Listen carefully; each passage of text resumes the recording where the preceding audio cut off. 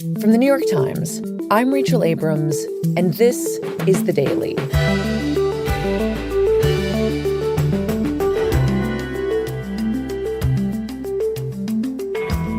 Since the war with Iran began, President Trump has insisted that rising energy prices would be temporary. But the strikes last week on important natural gas facilities in Qatar and elsewhere in the Gulf have made the prospect of a quick recovery seem less and less likely. Today, my colleague Patricia Cohen explains why the economic impacts may be felt for years.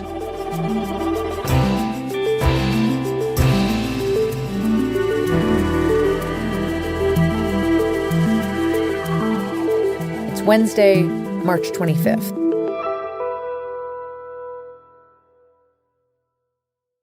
Hi, Patty Cohen. Hey, Rachel. You are a first-time guest, I think? Yes, first-time guest, long-time listener. That's what we like to hear.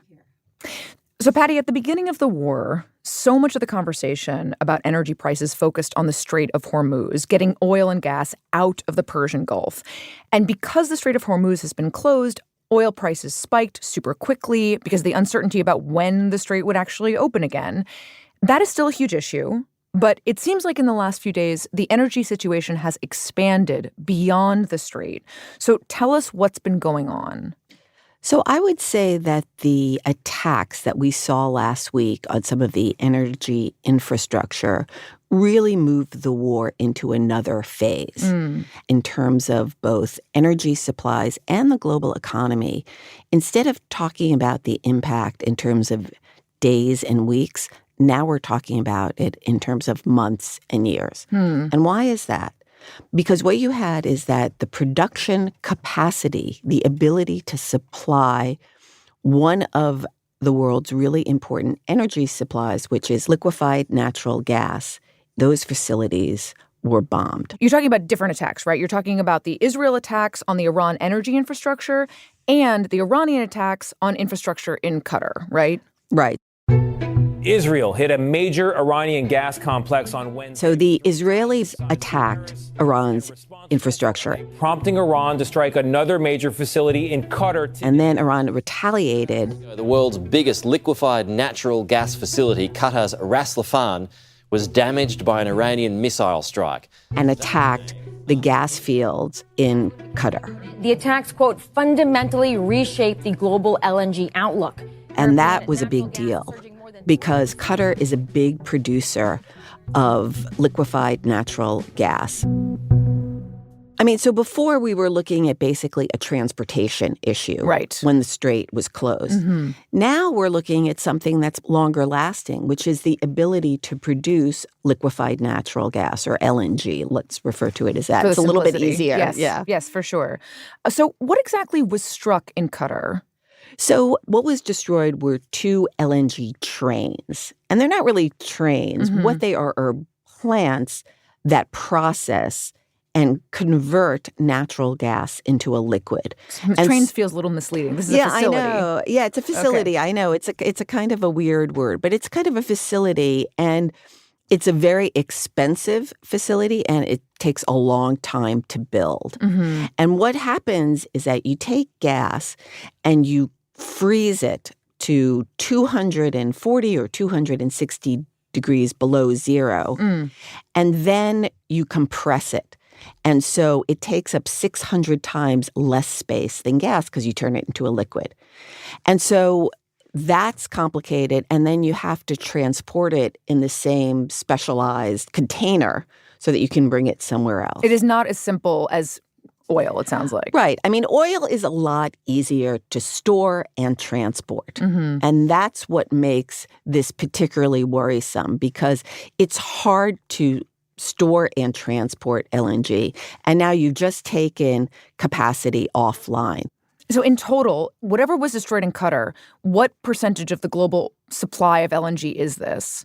So Qatar is the world's largest producer of LNG. It supplies about 20% of the world's liquefied natural gas. It's one of the biggest exporters. So what happened at the beginning of the war, because transit was halted, basically it suspended its production because it just had no place to put it. The storage facilities are only so big. So that's obviously a temporary problem. But what happened last week was that because of Iran's attack, nearly 20% of Qatar's ability to produce LNG was destroyed.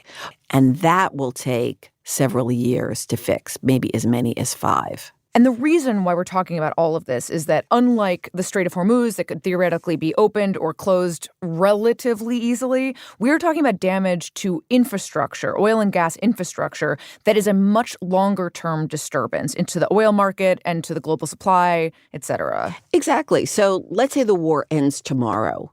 You could open up the Strait of Hormuz and traffic would start flowing again. But Qatar is not immediately going to be able to repair and start producing that LNG again.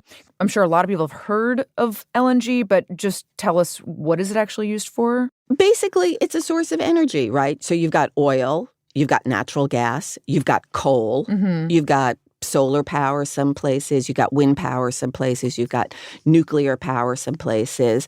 And these are all energy supplies that countries use to different degrees. Okay, so LNG. A lot of countries switch to it from coal because coal is really dirty. So that's one of the reasons, particularly in Asia, Korea and Japan switch from using coal to liquefied natural gas. It's also much cleaner than oil. So it's about 30% cleaner than oil.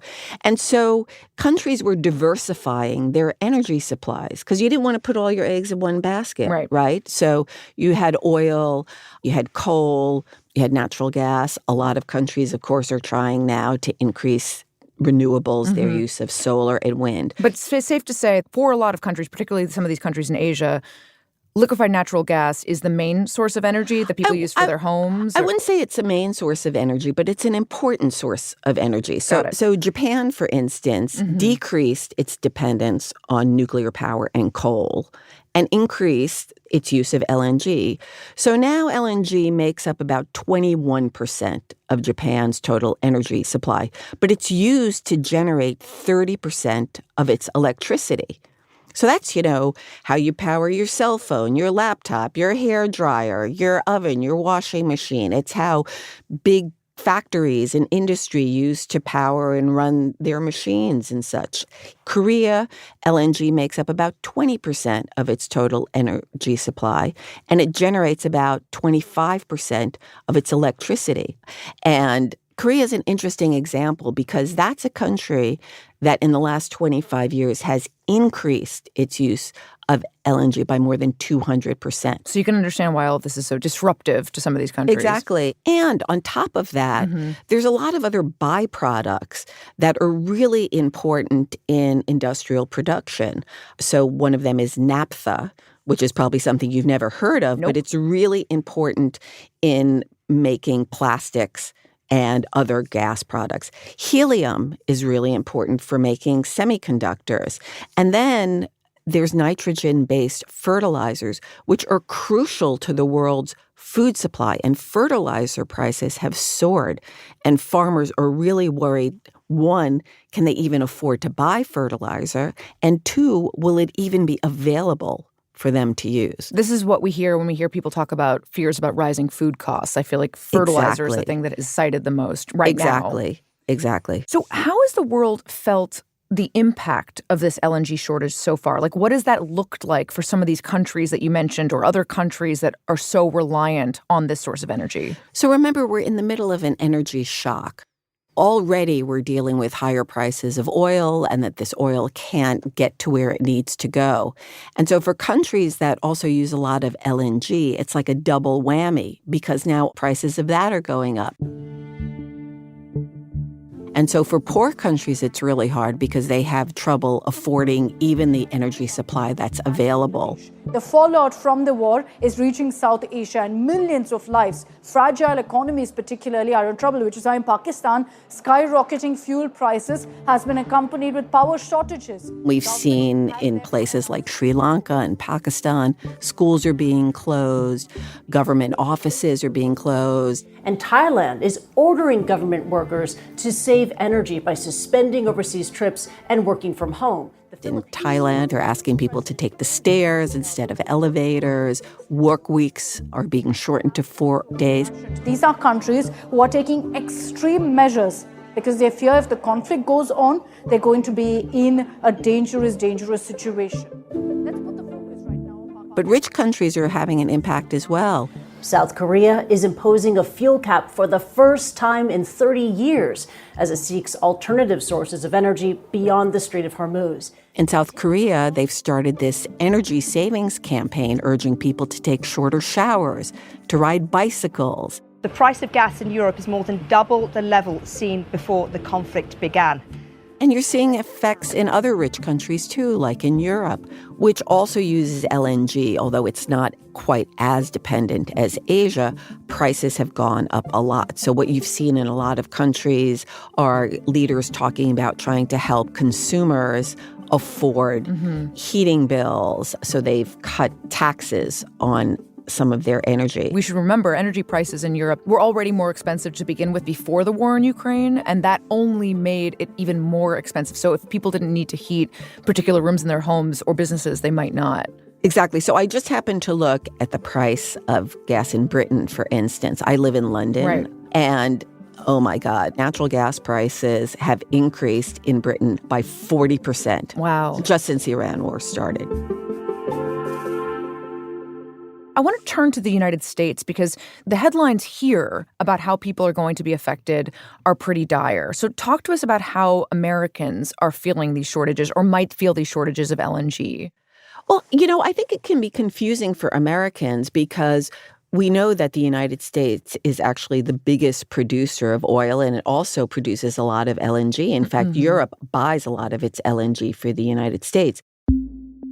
But what you have to remember is that the price of energy is set on a global market. Right. And so when that's going up, that's going to affect everything. But there's something more that I think is important to remember. And that is not only the direct effects of price increases, but there's also going to be other indirect effects, knock-on effects down the road that are very important.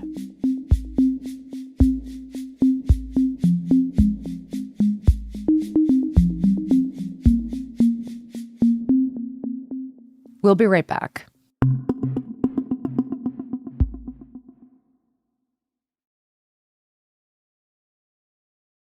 Patty, you mentioned that there are some indirect effects of all of this energy disruption. Tell us what some of those are. All right, so let me start with one, which is the idea of safety and trust. So the increase in the price of energy and LNG is not just affected by what was destroyed, that very physical damage, but it's also set a precedent. The Persian Gulf has been this magnet for investment, for people to move to. It's been seen as a really safe place to both live and work in and invest in.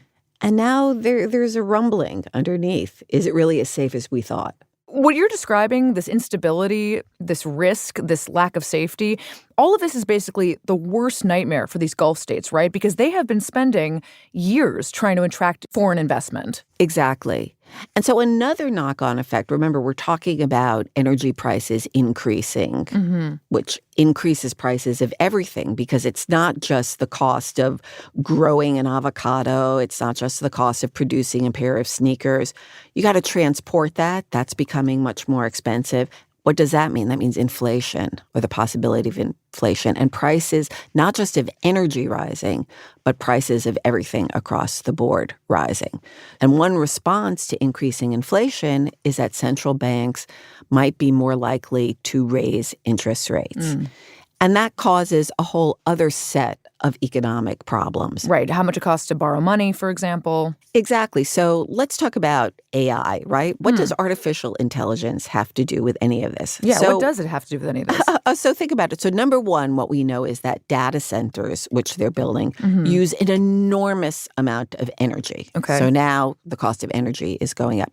But secondly, they also require huge amounts of loans to build. They're really expensive. Just building these data centers. Just building Forget these about the data energy. centers. Exactly. And so if interest rates go up, that means that the cost of borrowing money to build them goes up. And what some Wall Street analysts have told me is that building these AI data centers, that's something that's very sensitive to interest rates increases. Mm-hmm. And at least for Americans, remember, AI, these data centers have been driving the U.S. economy. Right. They've been propping up the stock market. They've been propping up the stock market. Exactly. Are we kind of talking around the R word, recession? No. And I think it's important to take a moment and say, we're talking about the future, and we are in an incredibly volatile period. Things are so unpredictable, and it's really hard to know what's going to happen next. Mm-hmm. I should also add it's bad for business because when consumers are worried about what's happening, they don't want to spend as much. And remember, Right. the U.S. economy is really driven by consumer spending, 70% of it. Secondly, it also means that businesses are reluctant to invest because they don't know what's happening in the future. So there's a crisis of confidence a little bit. But what I will say is, if energy prices stay high, if oil, let's say, goes up to $180 a barrel or higher, then it's going to be very difficult to avoid a recession. So I don't think we're there yet, but, we're in this world of uncertainty. There's a lot we don't know. How much longer is this war going to last? Mm-hmm. Are there going to be more attacks on energy infrastructure? Mm-hmm. What if there aren't, Patty? What if the war literally ends tomorrow? No more strikes in energy infrastructure. I know you told us at the top of this conversation that people are saying, just based on what's already happened, it will take months, or if not years, to rebuild some of the facilities. But given all of that, if there were no more strikes, how long would it take for things to go back to normal? Right. Well, I guess one question is what is normal? Right. But let's talk about status quo, price pre-Iran war prices. Right. So yesterday, the head of the International Energy Agency said that he thought it would take at least 6 months, even if the war were to end tomorrow, just to get production up to where it was. Why is that? That's because a lot of the production stopped when the war started. So even though the facilities were intact, they turned it off. And that's going to keep prices high for a while. And then there's all these other uncertainties that are going into energy prices and how long is that going to last? Given all of that, are there other levers to pull to ease the LNG shortage? Are there other solves here? Well, the U.S. has already released more supplies from its petroleum reserves, and the International Energy Agency has done that as well to ease supply. One other thing that has happened is that President Trump has lifted the sanctions on Russia, which a lot of countries in Europe are against and is very disturbing, obviously, to President Zelensky in Ukraine. Of course, because this is, of course, funding Russia's war effort with Ukraine. Exactly. So Russian oil had been selling at a discounted price, probably about $60 a barrel before, and now it's about $90 a barrel. And also, this sounds crazy, but the U.S. has lifted sanctions on Iran's exports of oil. Right. This is basically a multi-billion-dollar war with Iran to buy oil from Iran. Exactly. The one thing, obviously, that would go a long way in terms of helping this problem, as well as others, is the development of alternative energy sources, particularly renewable energy sources. That's a huge investment up front. But actually, the cost once you do that investment of solar and wind is really much lower. And so I think that you will see that. There will be more development, maybe not in the United States because it's such a political issue here, but other places, development of solar, wind, and I do think nuclear power. And just to be clear, what you're saying is that those renewable sources of energy would help because it would decrease the dependence on natural gas, LNG, and oil. So anything that you do to increase the supply of energy is going to help both in terms of diversification of supply as well as bringing down the cost. But the world is an interconnected place, and it's just going to remain that way. Right. In other words, you can diversify your energy supply. You could try to come up with your own energy independent strategies, but at the end of the day, we are living in a global economy, and that will not insulate you completely from future. I mean, look, this is just like we were talking about the United States. It's one of the biggest producers of energy in the world, but it's still subject to global prices. Right. Patty, Trump had threatened to attack Iran's energy infrastructure, and so far he's put a pause on those threats. But if we did see that, the folks that you talk to every day, the industry experts, the analysts, what are they telling you that they are concerned about in that scenario? I think one of the surprises of this war has been how effective Iran's responses have been. I mean, it's so much weaker relative to the United States and Israel, and yet it's been able to exert enormous leverage over the global economy. Mm-hmm. It does speak to the changing nature of warfare. One guy on a speedboat with a bomb in the Strait of Hormuz could screw up all international shipping. Exactly. I mean, we've just talked about this one attack that happened last week and how that could have an impact a few years down the road. What happens if there's more damage to Qatar's gas fields and to other processing facilities in the region, not only in Qatar, but in Saudi Arabia and other places? So that's a big worry. And we talked a lot on the show about how the Iranian regime, perhaps out of desperation, is willing to do anything it can to stay in power. So it doesn't seem like what you're talking about is super far-fetched in terms of escalation. Right. I mean, there does seem to be a seeming miscalculation on the part of the administration. The Trump administration. Yeah. And I think what's been overlooked in terms of decision-making is that the people in control of Iran now see this as an existential threat. Mm-hmm. And so it is their survival, and therefore they are willing to do anything it takes. And I think the other thing that people didn't really think about was just how far the ripple effects could go. I mean, you have three countries, the U.S. and Israel, at war with Iran and Iran responding. And meanwhile, you're feeling the effects halfway around the world. I mean, every country, every spot around the globe is feeling the impact of this. I mean, we're only in the fourth week of the war, and already the head of the International Energy Agency has called this the greatest global energy security threat in history. I mean, we just don't know exactly how things are going to play out. And so it's a scary time. Patty Cohen, thank you so much. Thank you, Rachel.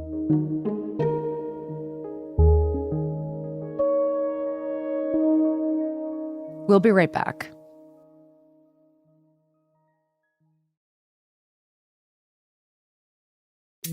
Here's what else you need to know today.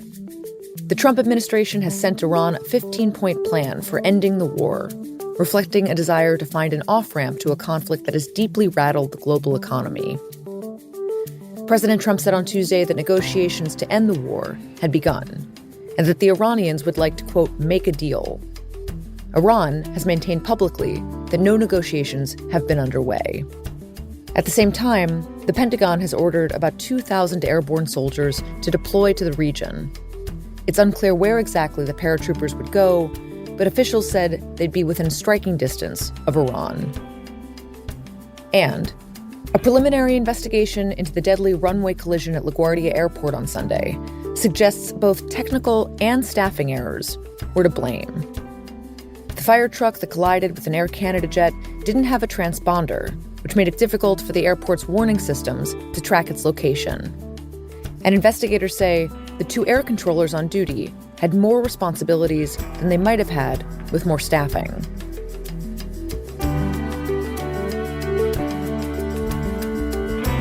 Today's episode was produced by Mooj Sadie, Diana Wynn, and Ricky Novetsky.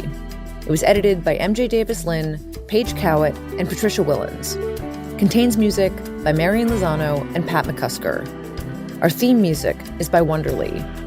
This episode was engineered by Chris Wood.